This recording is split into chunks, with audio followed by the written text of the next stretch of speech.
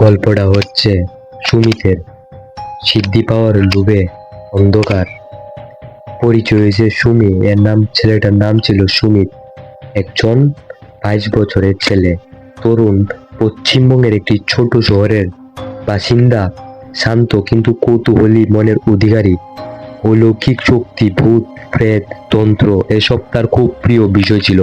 শুরু হয়েছে একদিন সে ইউটিউবে একটি ভিডিও দেখে, যেখানে বলা হয় পিশাচ সাধনা করলে মানুষকে বশ করা যায়, কালো তন্ত্রে টাকা, শক্তি সবকিছু পাওয়া যায়। এই কথাগুলো তার মনে খুব গেঁথে যায়। তার মনে তখন একটা ইচ্ছা জন্মায়, আমি কিছু এমন করব যা কেউ পারে না, সবাই আমাকে ভয় করবে, আমার কথা সবাই শুনবে।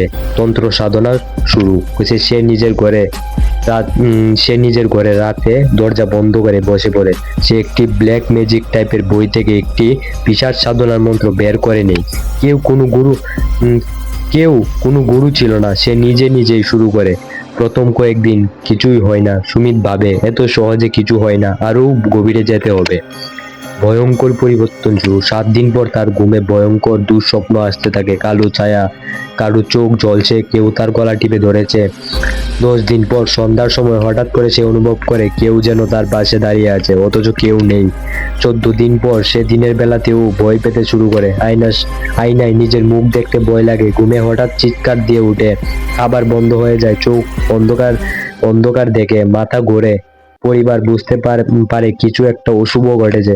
এক তান্ত্রিকের কাছে নিয়ে যাওয়া হয়। একজন অভিজ্ঞ তান্ত্রিক যখন সুমিতকে দেখে, তিনি কিছুক্ষণ চুপ করে থেকে বলেন, সে ভুল আত্মাকে ডেকে এনেছে। পিশাচ সত্তা এখন তার শরীর ঘিরে রেখেছে।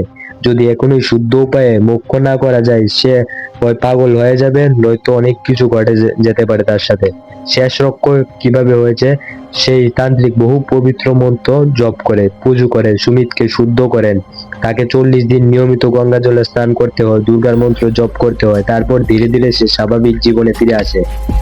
আমরা এটা থেকে কি শিখতে পারি? তন্ত্র কোনো খেলা নয়, এটা শক্তি, এটা আগুনের মতো। সঠিকভাবে ব্যবহার করলে আলো দেয়, ভুল করলে পুড়িয়ে ফেলে। সিদ্ধি চাইলে ভক্তি চাই, লোভ নয়। গুরু ছাড়া তন্ত্র সাধনা শুরু করলে বিপদ। শক্তি মানে ভয় দেখানো নয়, সেবা ও আত্ম উন্নতি।